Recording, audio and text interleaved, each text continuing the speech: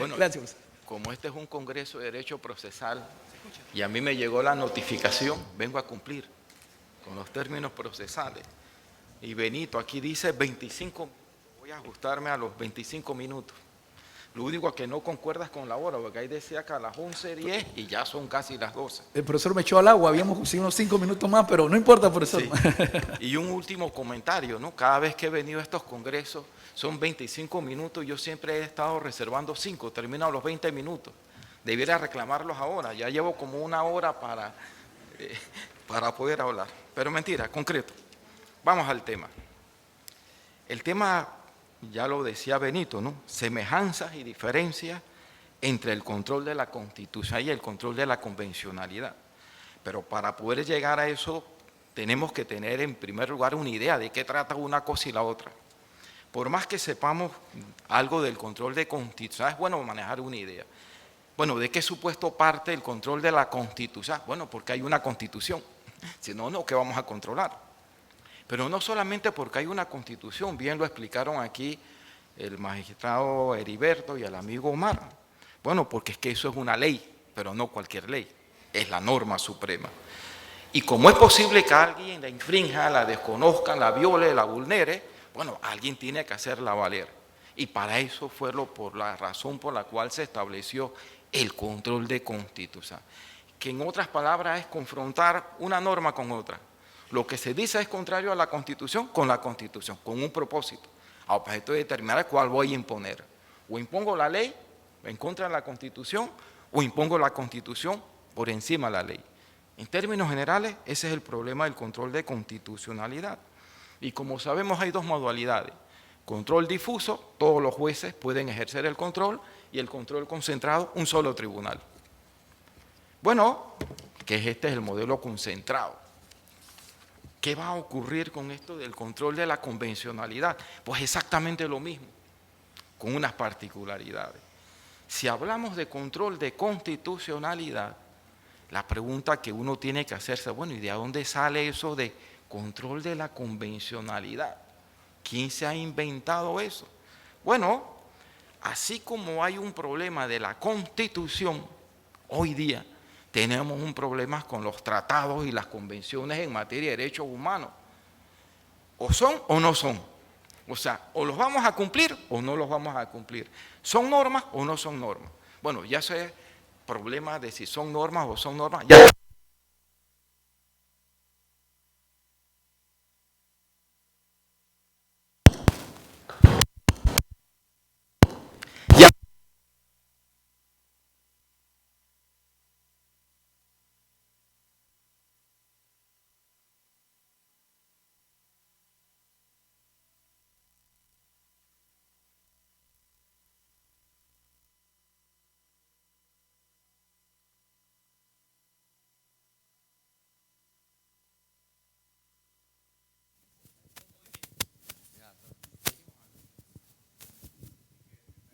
Esto me va a obligar a ir a tiempo complementario, ¿no?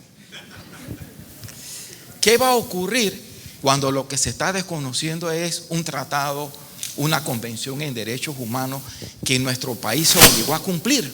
¿Cómo lo vamos a resolver? Bueno, ahí surgió el problema del control de convencionalidad. En la medida en que se puede dar el desconocimiento, la vulneración, el menoscabo, la omisión de uno de los derechos humanos o cualquiera de los que están en un tratado o una convención, tenemos que resolver ese problema jurídicamente. Y aquí es donde viene la semejanza entre el control de constitucionalidad y el control de convencionalidad, que dice de la siguiente manera: oiga, así como usted tiene que asegurar que no se violente la Constitución, tenemos que asegurar con mayor intensidad que no se vulneren los tratados y convenciones en materia de derechos humanos. Y cuando eso ocurra, entonces tenemos que poner en práctica el control de convencionalidad. ¿Qué implica? Tengo la convención aquí, tengo el acto que se considera que vulnera esa convención, voy a ejercer un control, voy a verificar, voy a examinar, y después de ese examen y esa verificación tengo que llegar a una conclusión. O aplico la ley, mi derecho interno, en contra de la convención, desconociendo el derecho humano, o aplico la convención en contra de mi derecho interno. No hay términos medios, ¿sí? Estoy citando prácticamente lo que dijo John Marshall por allá en 1803, ¿sí? En materia constitucional.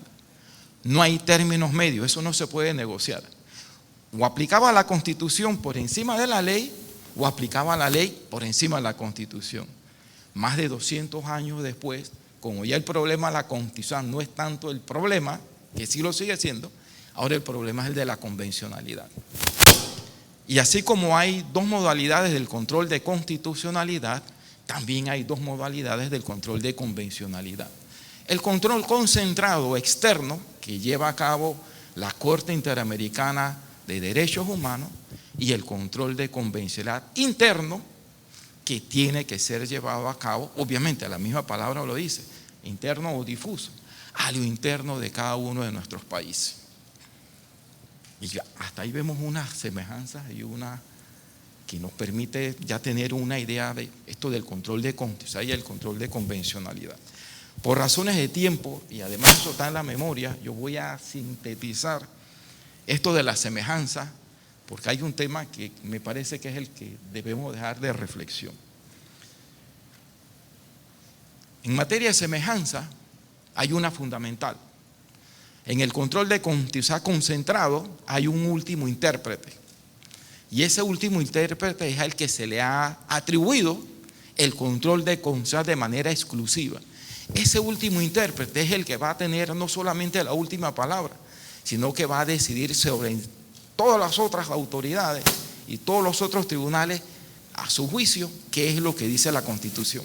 Y eso es un gran poder, el intérprete último, en el control concentrado de constitucionalidad.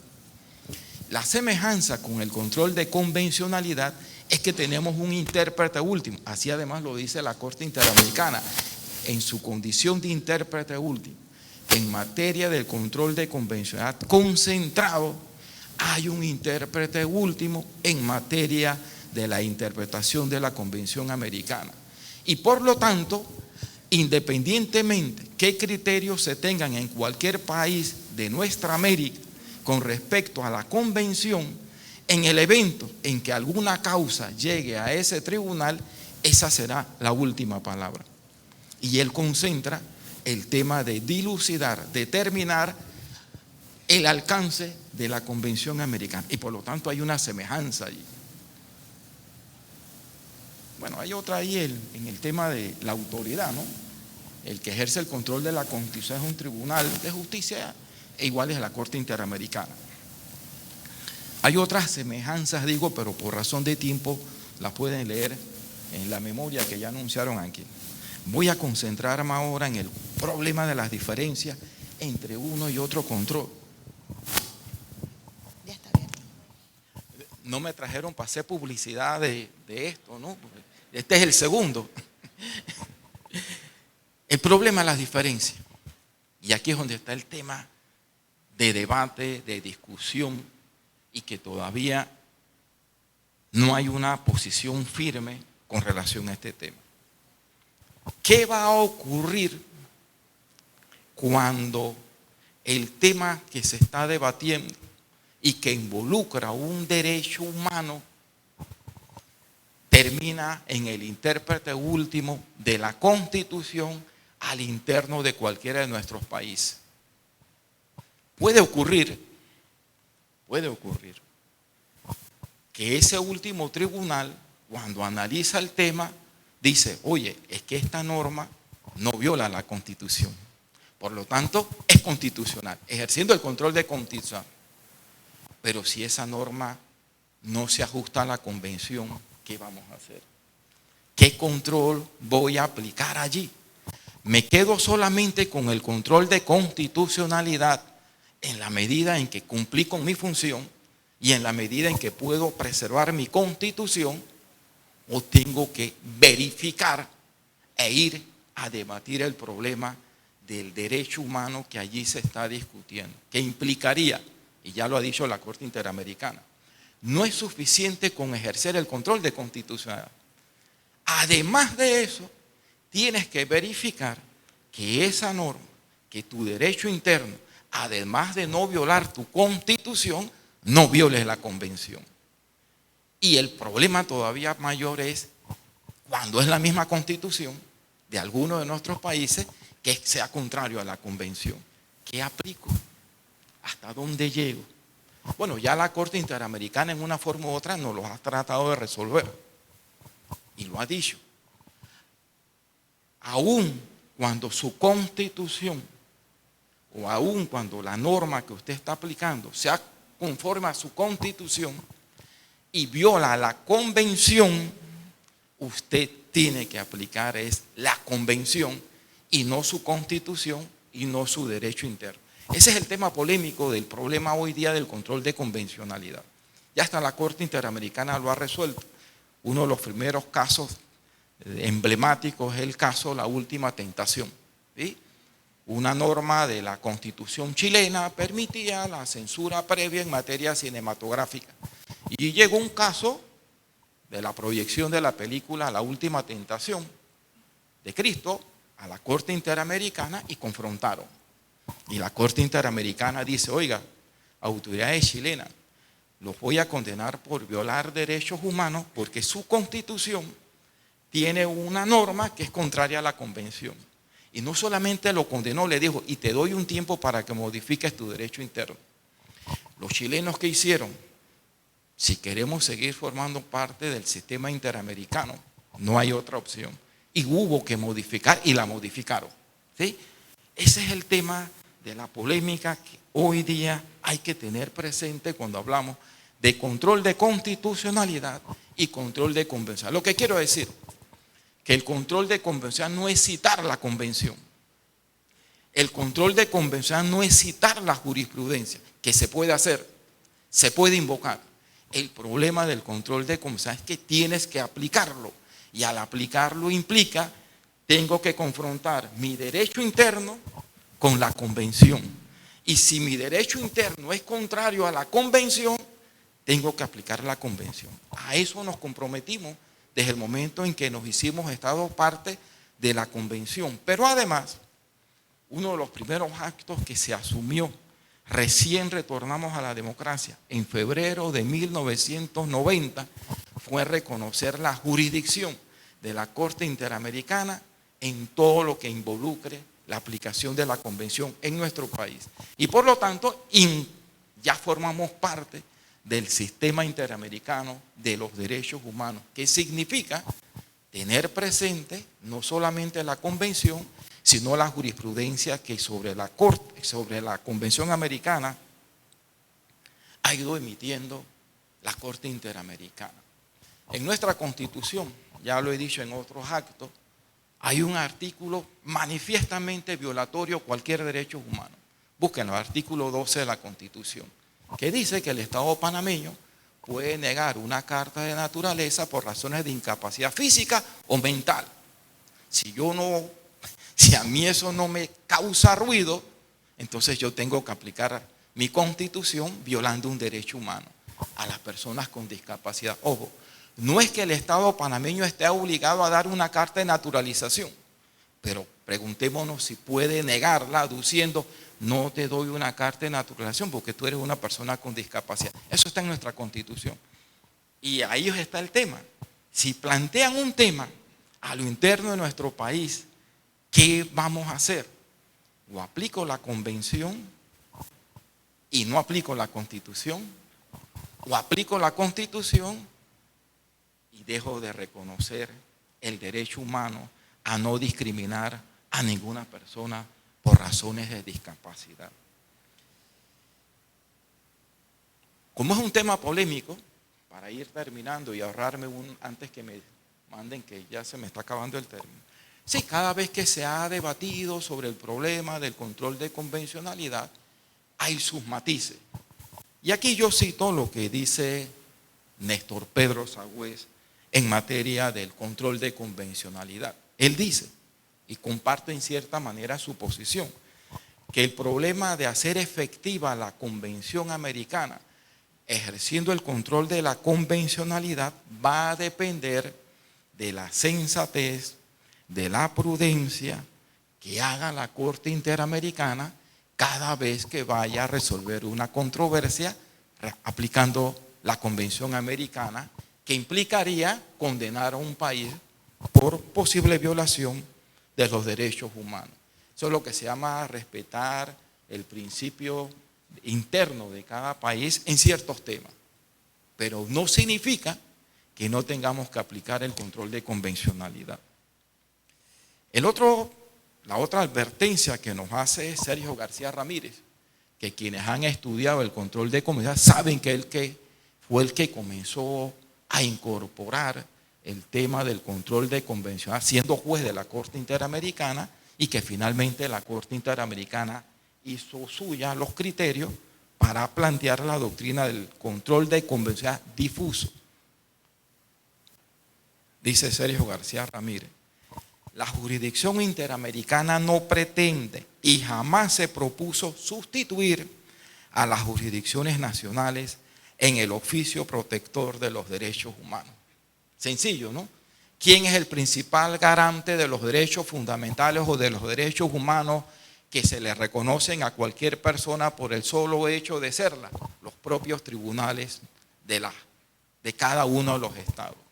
El primer interesado en proteger, tutelar los derechos humanos a los cuales se ha comprometido a cumplir es el mismo estado que ha ratificado la Convención Americana. El problema es cuando es el mismo estado que se comprometió a cumplir los derechos humanos el que termina violándolos. Y ahí es donde entra toda la polémica, todo el problema del control de convencionalidad. ¿Qué no podemos pasar por alto? Bueno, que nosotros nuestro país ya ha sido denunciado ante el sistema interamericano, y de todas las causas que han llegado en contra del Estado panameño, en todas nos han condenado. Bueno, tengo que decir que no ha habido un solo Estado que haya llegado a la Corte Interamericana y no lo hayan condenado. Es como el letrero que dice en la Divina Comedia, ¿no? En la entrada al infierno: todo el que entra aquí, que pierda toda esperanza. ¿Sí? Pero es porque cuando ya llegó a la Corte Interamericana, te dieron todas las oportunidades, no las hiciste valer y no se puede entonces pasar por alto que va a haber un tribunal que va a conocer de las causas. Hoy día en Panamá, con respecto a nuestro país, hay 18 informes de admisibilidad ante la Comisión Interamericana. ¿Qué significa? Ya las admitieron, no hay solución, no se ha resuelto, pero aquí está el defensor del pueblo. Es como lo que estaban hablando acá el amigo Omar y el amigo Heriberto.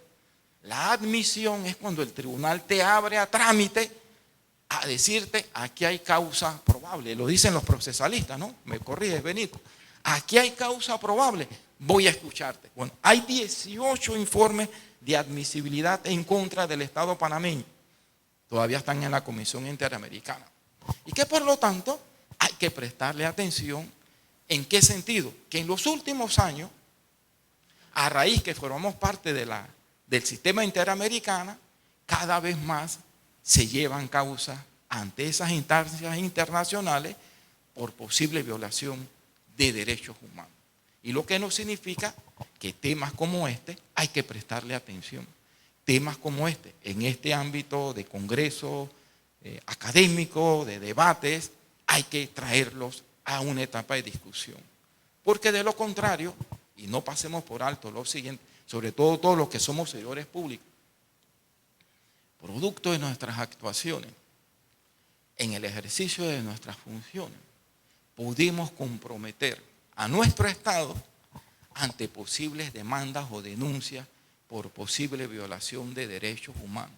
¿Y eso qué significa? Nos obliga a tener presente en el ejercicio de nuestras funciones, cada vez que vayamos a actuar, independientemente de las funciones que tenga, los parámetros convencionales, objeto de evitar que se viole un derecho humano y que posteriormente, producto de mis actuaciones, yo exponga a mi país ante una posible demanda y, en el peor de los casos, ante una posible condena por violación de los derechos humanos. Regalo el resto de los minutos. Termino aquí.